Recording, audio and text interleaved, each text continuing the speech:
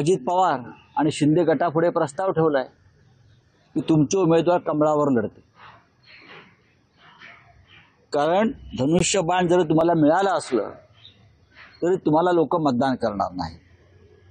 घड्याळ जरी तुम्हाला मिळालं असलं म्हणजे दिलं असलं चोरून, त्याच्यामुळे कमळावर लढा, कमळाबाईच्या पदराखाली लपा आणि निवडणूक लढा, असा प्रस्ताव JP नड्डा यांनी दिलाय.